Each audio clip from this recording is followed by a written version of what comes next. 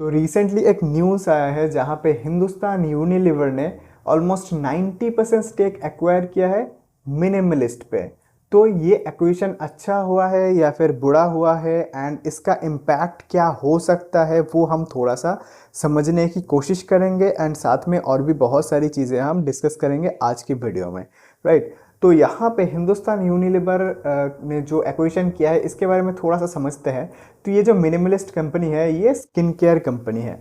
Now यहाँ पे आपको अगर इस इंडस्ट्री को समझना है तो इस केस में आपको थोड़ा सा ब्रॉड पर्सपेक्टिव के साथ आपको इसको समझना पड़ेगा। थोड़ा सा अलग चीज़ है, it's not only skin care black and white. ऐसा नहीं है कि सपोज हिंदुस्तान यूनिलीवर एक स्किन केयर के रिलेटेड कुछ ब्रांड्स ऑलरेडी बनाते थे, जैसे कि उनका बहुत ही फेमस है वैसलीन, राइट। तो वैसलीन तो है मार्केट में।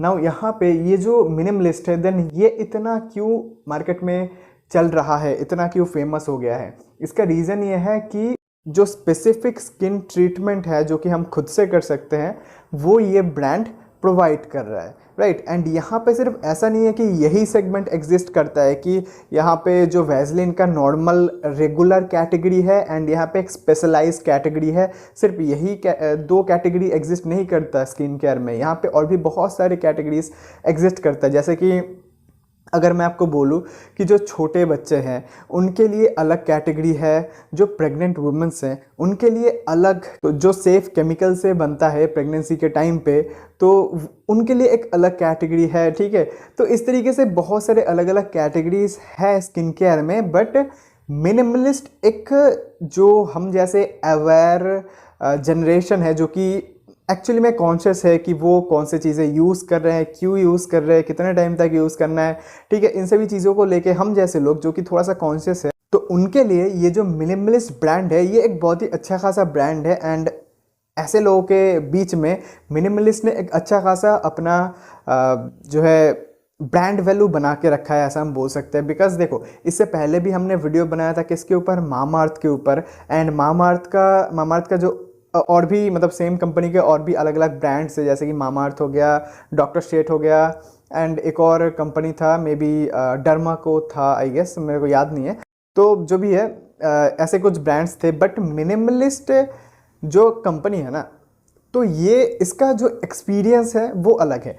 अब देखो मामाअर्थ का जो कंपनी था होनासा कंज्यूमर करके ऐसा कुछ था, मुझे याद नहीं है, तो वो एक लॉस मेकिंग कंपनी थी, राइट। बट यहाँ पे जो मिनिमलिस्ट है ये स्टार्टिंग से ही प्रॉफिटेबल कंपनी है। अगर आप यहाँ पे थोड़ा सा नीचे यहाँ पे नहीं सॉरी इस पे अगर आप देखोगे थोड़ा सा नीचे आओगे तो आपको देखने को मिलेगा FY24 में ये 10.83 करोड़ का इनका नेट प्रॉफिट था। एंड इनका रेवेन्यू कितना था, इनका रेवेन्यू ऑलमोस्ट 350 करोड़ के आसपास था इन FY24, मतलब 89% रेज हुआ था पिछले ईयर के कंपैरिजन में। तो यहाँ पे बहुत ही अच्छा खासा रेवेन्यू में ग्रोथ हमको देखने को मिला है।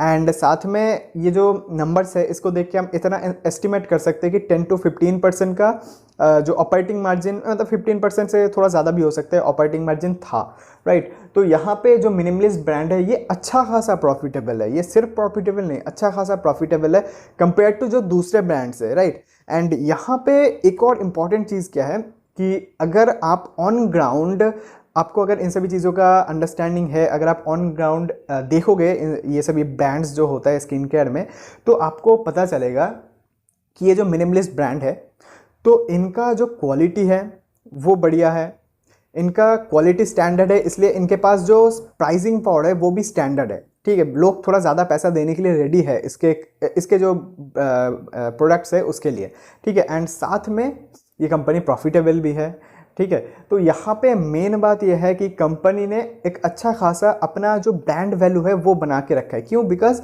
ये लोग एक अच्छा खासा जो कस्टमर एक्सपीरियंस है वो प्रोवाइड करते हैं। एक तो इनके नाम से ही समझ में आ रहा है मिनिमलिस्ट, इनका जो पैकेजिंग होता है वो एकदम मिनिमलिस्ट जैसा होता है, एकदम सिंपल सा पैकेजिंग होता है, आपको दिख ही रहा होगा वाइट में। बट यहाँ पे थोड़ा सा मुझे लगता है टेक्टिकल इम्प्रूवमेंट करना चाहिए पैकेजिंग में, जिससे कि आइडेंटिफिकेशन ईजी हो जाए, ऐसा मुझे लगता है। एंड मे बी ये लोग फ्यूचर में करे ऐसा, ठीक है। एंड मेन बात ये है कि देखो जो सेगमेंट है स्किन केयर सेगमेंट, यहाँ पे प्रॉब्लम तो है, ऐसा नहीं है कि प्रॉब्लम नहीं है। अब प्रॉब्लम क्या है यही सेम चीज़ मैंने इससे पहले मामाअर्थ वाले वीडियो में डिस्कस किया था। अब वो प्रॉब्लम क्या था? प्रॉब्लम ये था कि जो स्किन केयर कंपनीज होता है ना, तो अगर कोई भी दूसरा आके, कोई भी तीसरा आके कुछ अलग क्लेम कर देता है, तो वहाँ पे जो कस्टमर्स है उनका अटेंशन जाएगा। बिकॉज एट द एंड अच्छा किसको नहीं दिखना है? हर किसी को अच्छा दिखना है। तो अगर कोई और कंपनी आके क्लेम कर रहे हैं कि हमारे प्रोडक्ट यूज़ करो तो ये हो जाएगा, वो हो जाएगा, तो आप जाके एक ना एक बार ज़रूर ट्राई करके देखोगे, राइट? देखोगे कि नहीं? एंड अगर आपको वो प्रोडक्ट भी थोड़ा बहुत अच्छा लग जाता है तो शायद आप वो भी यूज़ करना स्टार्ट कर दोगे। तो यहाँ पे कस्टमर लॉयलिटी ना बहुत ही मतलब मुश्किल है बना के रखना। सपोज़ अगर मैं जो मिनिमलिस्ट है उसका, मैं खुद भी बहुत सारे प्रोडक्ट्स यूज़ करता हूँ, इसलिए हो सकता है मैं थोड़ा बायस्ड हूँ कंपनी के रिलेटेड, बट सपोज़ मैं एक एग्जांपल देता हूँ। मिनिमलिस्ट का सपोज़ एक केमिकल पील मैं यूज़ करता हूँ, राइट? एंड कोई दूसरा कंपनी आके कुछ और क्लेम करता है जो कि मुझे देख के बहुत अच्छा लगा, तो अब शायद मैं वो ब्रांड भी एक बार ट्राई करके देखूं, एंड अगर वो मुझे अच्छा लगता है तो शायद वो भी मैं यूज़ करूं, एंड साथ में मिनिमलिस्ट का जो ब्रांड है वो भी यूज़ करूं। तो यहाँ पे मेरा जो मिनिमलिस्ट के प्रोडक्ट का जो फ्रीक्वेंसी था यूज़ करने का, वो रिड्यूस हो गया। ऐसा नहीं है कि शायद मैं यूज़ नहीं कर रहा हूँ, यूज़ तो मैं अभी भी कर रहा हूँ, बट उसका फ्रीक्वेंसी रिड्यूस हो गया। एंड कुछ कुछ प्रोडक्ट शायद दूसरे कंपनी से रिप्लेस भी कर दे। तो यहाँ पे इंडिविजुअलिटी भी आता है कि किसी को शायद कुछ प्रोडक्ट अच्छा लगता है यूज़ करके, कुछ को शायद कुछ प्रोडक्ट अच्छा लगता है, राइट? तो यहाँ पे बहुत सारे फैक्टर्स डिपेंड करता है। एंड यहाँ पे कस्टमर लॉयलिटी बना के रखना, देखो एक तो है कि हाँ, मिनिमलिस्ट जो ब्रांड है वो एक बढ़िया यूज़र एक्सपीरियंस प्रोवाइड करता है, ये परसेप्शन मेरे माइंड में भी है, बिकॉज मैं यूज़ करता हूँ। मैं एक्चुअल में ऑन ग्राउंड बहुत सारे ब्रांड्स को मैंने यूज़ किया तो मुझे पता है, राइट? बट फिर भी ऐसा है नहीं कि मैं मिनिमलिस्ट के सारे जो चीज़ें हैं वो मिनिमलिस्ट का ही यूज़ करता हूँ, ऐसा बिल्कुल भी नहीं है। मैं साथ में दूसरे ब्रांड्स भी यूज़ करता हूँ, बट फिर भी इसका एक स्टैंडर्ड पर्सपेक्टिव मेरे माइंड में बैठा हुआ है कि हाँ, ये कंपनी ऐसा है, थोड़ा बेटर है, राइट? तो ये भी, यही सेम चीज़ शायद दूसरे लोगों के माइंड में भी हो सकता है। यही जो चीज़ है ना, यही इस कंपनी को जो दूसरे मामाअर्थ वगैरह है उनसे डिफ्रेंशिएट करता है। एंड इन्होंने ऐसा किया कैसे? मार्केटिंग से। इनका जो मार्केटिंग स्ट्रैटेजी था वो मे बी बेटर था दूसरे लोगों से, दूसरे जो ब्रांड से उनसे। तो ये एक एडवांटेज था इस कंपनी के रिलेटेड। नाउ अभी यहाँ पे जो हिंदुस्तान यूनिलीवर ने एक्विजिशन किया है, क्या ये अच्छा किया या फिर बुरा किया? अब मुझे लगता है कि ये अच्छा एक्विजिशन हुआ है, एंड इसका इम्पैक्ट बहुत एक्सट्रीम अच्छा कुछ नहीं देखने को मिलेगा, चाहे ये कंपनी कितना भी अच्छा हो। बिकॉज यहाँ पे एट द एंड आपको अपना जो मार्केट है वो बचा के रखने के लिए कांस्टेंट एडवर्टीजमेंट करना पड़ेगा, एंड कांस्टेंट डेवलपमेंट अलग अलग प्रोडक्ट में इनोवेशन टाइप सा करते रहना पड़ेगा। ऐसा नहीं है कि आप एक प्रोडक्ट बना के बैठ गए, आपने कुछ अच्छे खासे कस्टमर को अच्छा एक्सपीरियंस प्रोवाइड कर दिया, वो बस आपके प्रोडक्ट ही खरीदते रहेंगे, ऐसा नहीं होने वाला। आपको कांस्टेंट एडवर्टीजमेंट करना पड़ेगा, आपको अपने प्रोडक्ट में डेवलपमेंट करते रहना पड़ेगा, न्यू न्यू प्रोडक्ट लॉन्च होता रहता है। जैसे कि एक प्रोडक्ट के बारे में मैंने इससे पहले ही बताया था, जो कि है पॉलीग्लूटामिक एसिड। वो अभी इंडिया में आया नहीं है। वो जब इंडिया में मतलब आया है, कुछ थोड़े बहुत ब्रांड्स सेल करते हैं, बहुत अच्छा मुझे यूज़ करके फील नहीं हुआ, तो वहाँ पे भी इम्प्रूवमेंट की ज़रूरत है। तो वहाँ पे जब एंट्री होगा अलग अलग ब्रांड्स का, तो वहाँ पे भी इनोवेशन की ज़रूरत पड़ेगी इस कंपनी को। तो ओवरऑल खर्चा तो है एंड कांस्टेंट एफर्ट तो है ना। यहाँ पे हिंदुस्तान यूनिलीवर को क्या फ़ायदा होने वाला है? अब देखो, बहुत खास कुछ अमेजिंग फ़ायदा तो होने नहीं वाला, बट हाँ, ओवरऑल अपने जो डोमिनेंस है उसको बना के रखने के लिए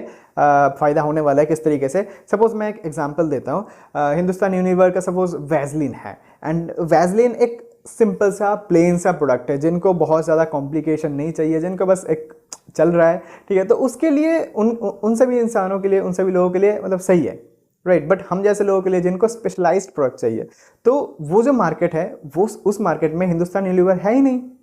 तो उनको अगर वो एंटर नहीं करते, सबसे बेस्ट जो तरीका रहता है वो हमेशा एक्विजिशन का रहता है कि जो बढ़िया प्लेयर है उसको जाके एक्वायर कर लो। तो उन्होंने यही किया है। एक प्रॉफिटेबल कंपनी है, बढ़िया ब्रांड वैल्यू है, बढ़िया स्टैंडर्ड प्राइसिंग है इनका, राइट? प्रॉफिटेबल कंपनी है तो और क्या चाहिए? इन्होंने इनको एक्वायर कर लिया, एंड यहाँ पे इस मार्केट में भी इन्होंने अपना जो डोमिनेंस है, पहले का डोमिनेंस था, एंड ये जो सेगमेंट है इस पे भी अच्छा खासा डोमिनेंस बनाने की कोशिश करेंगे। तो अगर डोमिनेंस बना रहता है तो उस केस में जो मैं शायद एक्सपेक्ट कर रहा था कि अगर हिंदुस्तान यूनिलीवर अपने आप को अपग्रेड नहीं करता तो वो कहीं ना कहीं जो नए नए स्टार्टअप्स आ रहे हैं, नए नए ब्रांड्स आ रहे हैं, जो कि मैंने इससे पहले ही बताया था, उनकी वजह से इनका रेवेन्यू जो है, रेवेन्यू ग्रोथ जो है रिड्यूस हो जाएगा। ऐसा मैंने बताया था। बट अभी अगर ये लोग इस तरीके से जो बड़े बड़े अच्छे अच्छे ब्रांड्स जो कि आ रहे हैं उनको अगर एक्वायर करते चले जैसे कि फेसबुक करता था, तो फिर क्या होगा? तो फिर ये अपना जो ग्रोथ है उसको भी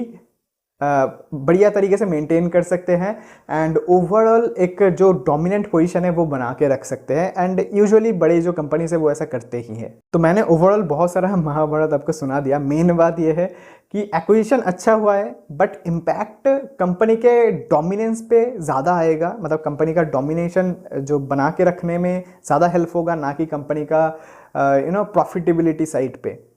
ठीक है, बिकॉज ऐसे कंपनीज में आप प्रॉफिटेबिलिटी बहुत एक्सट्रीम कुछ एक्सपेक्ट नहीं कर सकते। ठीक ठाक कंपनी है, चलेगा, प्रॉफिटेबल होएगा, बट मतलब कुछ एक्स्ट्रा ऑर्डिनरी आप एक्सपेक्ट नहीं कर सकते। ठीक है, बट यहाँ पे मेन बात डोमिनेंस का है। अगर आप बड़े प्लेयर हो, बड़े प्लेयर बन के रह सकते हो तो फिर कोई टेंशन ही नहीं है। ठीक है, एंड यहाँ पे उसी तरीके से अपॉर्चुनिटी भी मिलेगा इस कंपनी में। तो यहाँ पे क्या अपॉर्चुनिटी बना है वो मैं आपको एक बार दिखा देता। तो मैं अगर यहाँ पे एक सपोर्ट एंड यहाँ पे एक रेसिस्टेंस ड्रॉ करता हूँ तो जो करंट प्राइस है वहाँ से हम इजीली 13% का रिटर्न एक्सपेक्ट कर सकते हैं एक लार्ज कैप कंपनी में। ये बहुत ही बढ़िया रिटर्न होता है। एंड अगर यहाँ से नीचे आता है तो फिर तो और बढ़िया। तो फिर हमको कितना रिटर्न हम एक्सपेक्ट कर सकते हैं? ऑलमोस्ट 20% का, राइट। तो यहाँ पे अगर हिंदुस्तान यूनिलीवर जैसे कंपनी में 20% का रिटर्न हम बना सकते हैं तो फिर कोई टेंशन ही नहीं है लाइफ में। एंड यहाँ पे नेस्ले भी बहुत ज़्यादा डाउन है। तो यहाँ पे आपको देखने को मिलेगा, अगर हम एक रेजिस्टेंस ड्रॉ करें तो करंट प्राइस से नेस्ले में बढ़िया टारगेट लग रहा है देखने में। 17% का टारगेट हम एक्सपेक्ट कर सकते हैं। ठीक उसी तरीके से रिलायंस के ऊपर शायद मैंने वीडियो बनाया था। यहाँ पे अगर आप एक रेजिस्टेंस ड्रॉ करोगे तो करंट प्राइस से रिलायंस पे भी आपको अच्छा खासा 18% का गेन आप एक्सपेक्ट कर सकते हो। डाबर भी बहुत ज़्यादा नीचे है। आप अगर यहाँ पे एक रेजिस्टेंस ड्रॉ करोगे तो करंट प्राइस से ऑलमोस्ट 11% का टारगेट आप एक्सपेक्ट कर सकते हो। देन एवेन्यू सुपरमार्ट भी, मतलब जो डी मार्ट है वो भी बहुत नीचे है एंड यहाँ पे भी आप 16% का रिटर्न एक्सपेक्ट कर सकते हो। तो यहाँ पे ओवरऑल जो लार्ज कैप है वहाँ पे बढ़िया अपॉर्चुनिटी बन रहा है। तो यहाँ पे मेन बात यह है कि अगर आपको सीखने में इंटरेस्ट है तो हमारे चैनल पे बहुत सारे वीडियोस है, जाके चेकआउट करना। एंड कुछ भी कमेंट हो संडे Q&A वीडियो में ज़रूर लेंगे। सब्सक्राइब करो, लाइक करो। फिर मिलते हैं नेक्स्ट वीडियो में, तब तक के लिए बाय।